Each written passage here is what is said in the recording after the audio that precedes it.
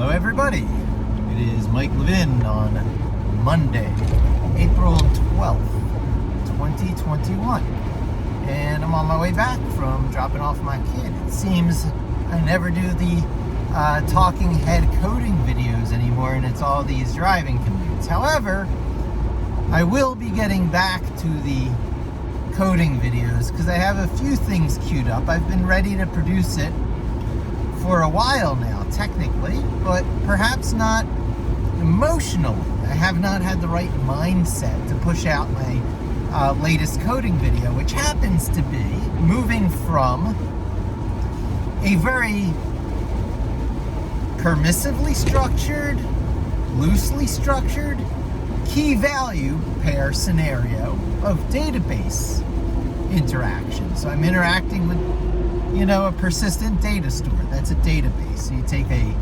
Python dictionary, which is key value stores as a variable, basically, and you say, oh, well, make that variable not go away, and suddenly your key value pairs are a database.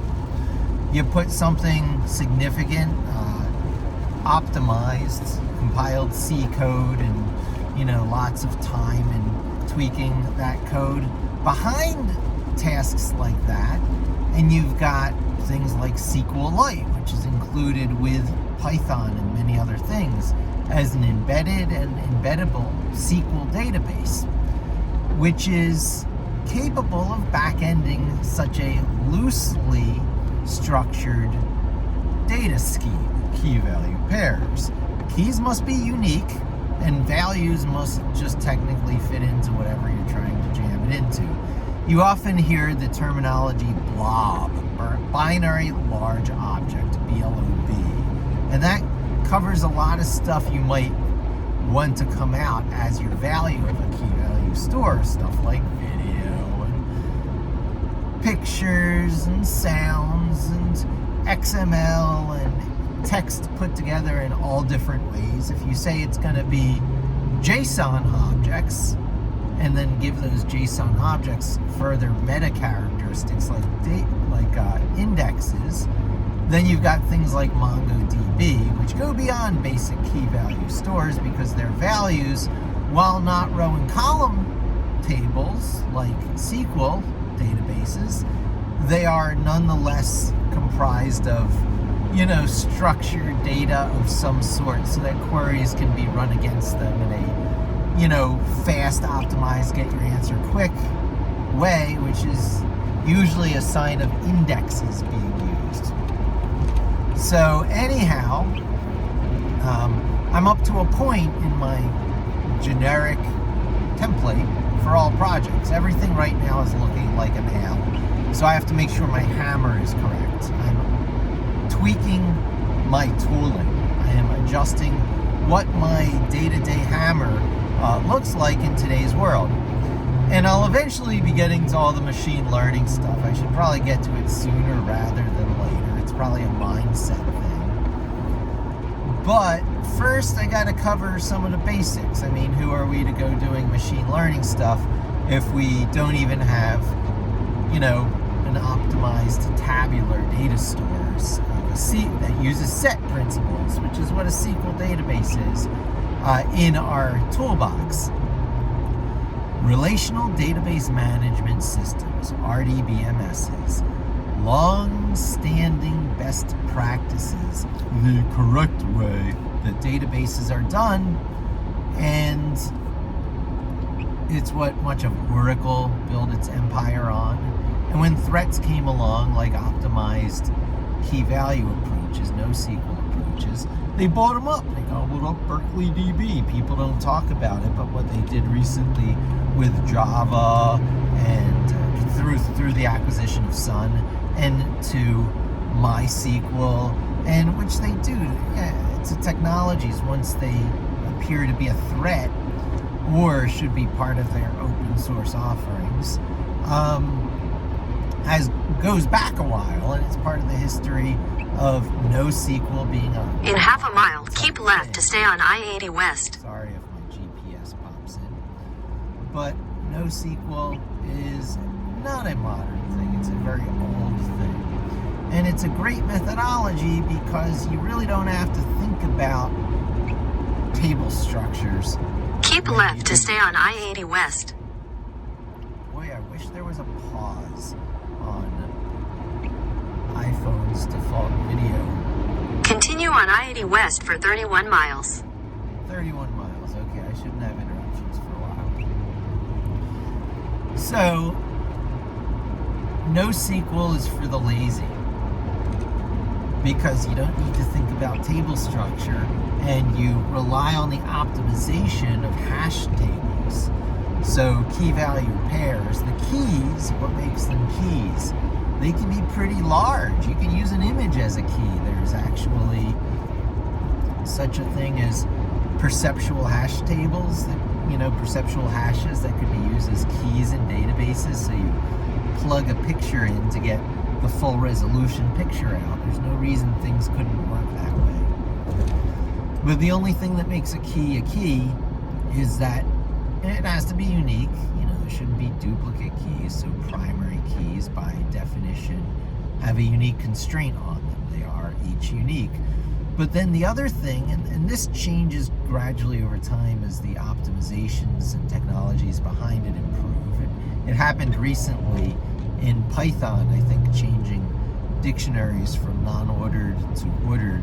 But hash table lookups, how fast you can find the value to pull out once you plug the key in, that's a whole science. And it's, I believe, called hash tables, and there's different hash table algorithms, and they're optimized so that you can have massive numbers of keys and it still has a finite or predictable amount of time it will take to look it up and to get the value out. And so they're nice to use, and I've been using them for quite a long time in my career. Once I left being roped and wrangled into being a DBA, DevOps, sysadmin, netadmin, fill in the blank. Once you're on the hook for a deployed web app that has a database behind it that increasingly accumulates and uses that data, bam, you're a DBA. There's a lot of issues there, especially over time as that data grows and grows, that you're going to have to tend to for performance, for controlling cost, for a number of other things. And I've lived in that world more than one time in my past, and I don't like it much. It puts too much, handcuffs on you. Slips a collar around your neck, a chain around your neck.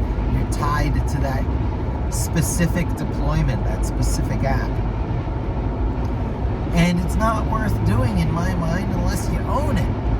If you own it, it's fine. If you're the one who gets the big rewards when the big rewards are divvied out, then it's worth it. But it's not worth being an on-the-hook DBA if you're not your main job. If you don't have, you're not one of the stakeholders. So for many years, I've gravitated towards fire and forget applications in web development. These things used to be called webheads, even though I'm not a web developer. So I scheduled things. Things happen on schedules. I do data polls. I do a lot of ad hoc work. The field is increasingly being called data engineering. I do a lot of that. Occasionally, I do a web server thing. I try and avoid putting a database there when I do. Make sure that log files are not kept forever, that kind of thing. Because, you only have to be, bitten by the mistakes so many times in the past before you start to learn from them and find better techniques. And that has gotten SQL out of my life for the most part. When I needed tabular data, I would use Python data frames recently. I even experimented with pickling data frames and pickled data frames. Once you get to something so uniquely Pythonic in implementation, I was saying to myself, so to handle just general column data, row and column data, I'm doing pickled data frames, and people outside the Python world wouldn't even know what I was talking about. Maybe the R people would understand data frames a bit. And I'm like, oh, you just save it as a CSV. You don't need those pickled data frames. Oh, yeah? And then you want to deal with accidental data type conversion that you have to keep wrangling back to your intended data type as to and from CSV does its, forgetful memory routine. No, that's not really for me either. And it's not too scalable either. Once you're handling, once you bite the bullet and say, okay, I'm going to handle data, continuous, non-interrupted data, high integrity data for a good long stretch, but I'm not going to be doing SQL Server, Microsoft SQL Server. I'm not even going to be doing MySQL now that, Oracle owns that. That has a different vibe to it. And frankly, I'm not thrilled about setting up a Postgres server, which is what I've been doing more and more recently. It mirrors the Redshift database that I interact with occasionally for work. Amazon appropriated the free and open source history of Postgres and made their own, web scale or cloud scale SQL database. That was their answer to that when people were like saying, I want to do database, like the SQL I know in the cloud. And Amazon's like, Postgres? You're like, yeah. They're like, well, then you'll like Redshift, all the same stuff. The dialect of SQL you learned for Postgres is the same dialect you use in the cloud with Amazon on Redshift. It even was good for me. It made my Redshift, or it made my Postgres skills, which I picked up after MySQL. I was like, okay, I'm a Microsoft SQL Server guy. I use personal SQL Server from time to time. I even use Microsoft Access from time to time. Because back in those days, it was all about the ODBC connection. And while you had to be aware of your SQL dialect you were using in your raw SQL, you were firing around in ODBC connections. It didn't matter much really whether it was Access, Microsoft Access as part of the Microsoft Word software suite, so you could even use Access as a SQL database in a pinch, or whether it was personal SQL Server, which was pretty easy to install and use after a while, or whether it was the more grown-up SQL Server and Transact SQL, which I believe even came from a prior vendor thing that Microsoft gobbled up, Infosys or something. It was one of the old ones that predated Informix. Informix, yeah, wow. So a lot of things were percolating around in those days, and I dabbled here and there. Microsoft had their own version of Unix in those days. I can't even for the life of me remember what that was. But there was a lot of weird stuff percolating before Unix standardized around AT&T, System 5 Release 4, SVR4, and the intellectual property burdened BSD morphed into FreeBSD, and then Linux also came along. So, and then the LAMP platform came into existence. This catapulted part of the web ahead, and then Microsoft scrambled together, as they do, to respond, cobbled together the IIS, SQL Server platform to compete with LAMP. And it did. It kept a lot of people in the Microsoft camp firmly those days and staved off the rise of free and open source, the free and open source virus, that it was Linux and all things like it. So that gave Oracle a chance to gobble the MySQL part out of it. So Linux got time delayed, MySQL got gobbled up. Apache just went out of style. Nginx came along. Apache never embraced by default Python's whiskey API. It used its own thing, mod_Python, which no one used. The main web server was out of sync with Python.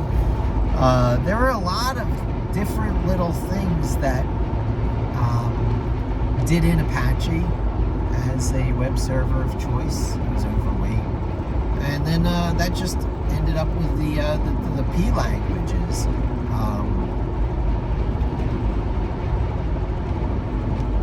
Left a giant hole for Microsoft to walk into. LAMP had been systematically broken apart and disassembled. Microsoft's solutions were good enough, and I was a casualty of that. I was a casualty of how Microsoft kept pulling you into their fold. And I got pulled into that fold, but I couldn't keep growing with them. They tried to take it in this nutty way that competed with Java, this .NET, the .NET framework. And it was very Java-oriented and Java-centric in its thinking. And I hated Java. I had tried to take up Java in those days for Microsoft independence. When I decided I couldn't be Microsoft independent, I went back to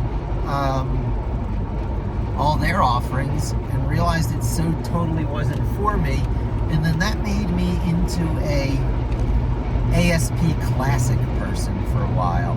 That's what Hittail was launched on, ASP Classic. It's what two of my generalized frameworks, Django, Ruby on Rail-like frameworks that I created in the past were based on. Two of them based on VBScript. And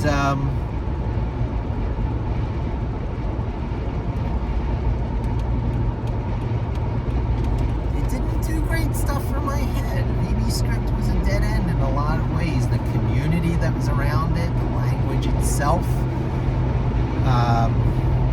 even the optimism, the mindset. It's like, oh, Microsoft, fool me once, shame on you. Fool me twice, shame on me, and I won't get fooled again. So, after a great long study, I came to the conclusion that Linux, Python, Vim, and Git were where to invest myself. I say this, that I did this over 10 years ago. It was before the rise of Node.js. Node.js was not on the scene yet. It was before Microsoft bought GitHub and hired Guido van Rossum. Let's see, Linux. It was before Microsoft decided to create a Windows subsystem for Linux, WSL, and make Linux essentially a shipping